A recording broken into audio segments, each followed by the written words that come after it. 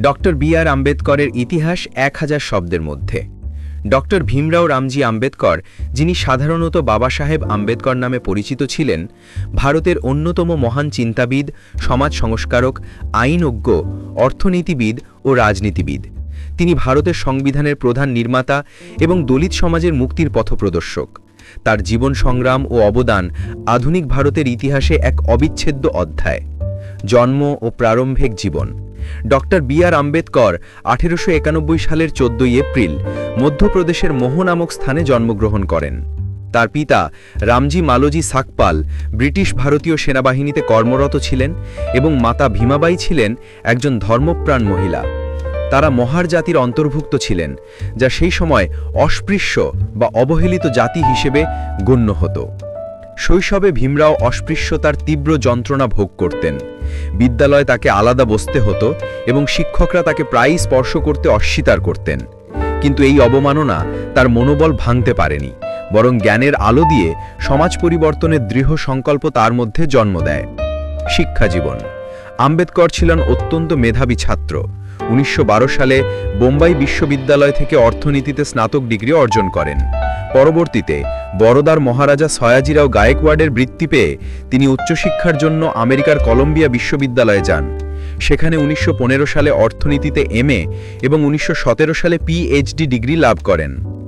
এরপর তিনি London school of economics থেকে অর্থনীতিতে ডিএসসি এবং গ্রেজ ইন থেকে আইনশাস্ত্রে বার অ্যাট দ্য ল ডিগ্রি অর্জন করেন। এই দীর্ঘ শিক্ষাযাত্রা তাকে একজন আন্তর্জাতিক মানের চিন্তাবিদ ও আইনজ্ঞ হিসেবে প্রতিষ্ঠিত করে। কর্মজীবন ও সামাজিক আন্দোলন। ভারতে ফিরে এসে আম্বেদকর বোম্বে হাইকোর্টে আইন পেশায় যোগ দেন। তবে তার জীবনের মূল লক্ষ্য ছিল সমাজে বঞ্চিত ও নিপীড়িত শ্রেণীর মুক্তি। তিনি বাহিষ্কৃত হিতকরিণী সভা 1924 প্রতিষ্ঠা করেন, যার উদ্দেশ্য ছিল নিম্নবর্ণের মানুষকে শিক্ষিত করা ও তাদের সামাজিক মর্যাদা বৃদ্ধি করা।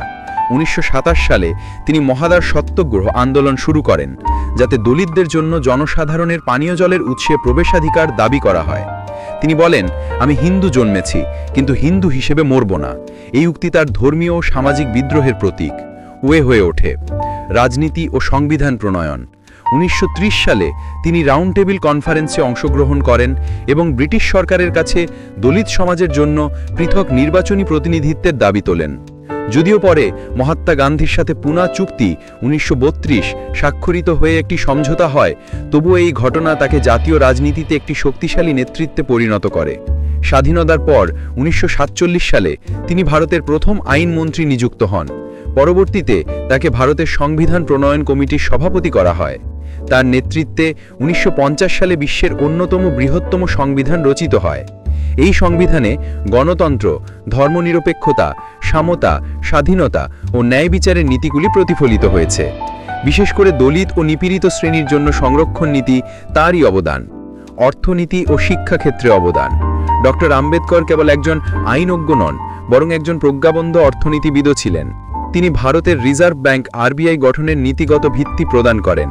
The problem of the rupee, it's origin and it's solution 1923 গ্রন্থে তিনি মুদ্রানীতি নিয়ে যুগান্তকারী বিশ্লেষণ করেন। তিনি নারীর অধিকার, শ্রমিক কল্যাণ ও সামাজিক নিরাপত্তা নীতির পক্ষে দৃঢ় অবস্থান নেন। ভারতের শ্রম আইনে মাতৃত্বকালীন ছুটি, মজুরি আইন ও শ্রমিক কল্যাণ বোর্ড গঠনের পেছনে তার গভীর অবদান রয়েছে। ধর্মান্তর ও বৌদ্ধ ধর্ম গ্রহণ। দীর্ঘ রাজনৈতিক ও সামাজিক সংগ্রামের পর হিন্দু সমাজের জাতিভেদ প্রথা থেকে মুক্তি পাওয়ার জন্য আম্বেদকর 1956 সালে 14 অক্টোবর নাগপুরে তার প্রায় 5 লক্ষ অনুসারী সহ বৌদ্ধ ধর্ম গ্রহণ করেন। তিনি বুদ্ধের শিক্ষায় মানবতা, সমতা ও যুক্তিবাদের আলো খুঁজে পান। মৃত্যু ও উত্তরাধিকার। ডক্টর আম্বেদকর 1956 সালের 6 ডিসেম্বর দিল্লিতে পরলোক গমন করেন। মৃত্যুর পর তাকে ভারতরত্ন পুরস্কারে ভূষিত করা হয় 1990। তার চিন্তা, আদর্শ ও সংগ্রাম আজও ভারতের গণতন্ত্র, সমাজনীতি ও সংবিধানের ভিত্তিতে অমর হয়ে আছে। আজ তিনি শুধু দলিত সমাজের নায়ক নন, তিনি সমগ্র মানবজাতির মুক্তি ও সমতার প্রতীক। তার রচনাগুলির মধ্যে উল্লেখযোগ্য annihilation of caste, the Buddha and his Dhamma, who were the Shudras. এই গ্রন্থগুলি ভারতীয় সমাজ ব্যবস্থার বৈষম্য ও ধর্মীয় কুসংস্কারের বিরুদ্ধে যুগান্তকারী চিন্তার দৃষ্টান্ত।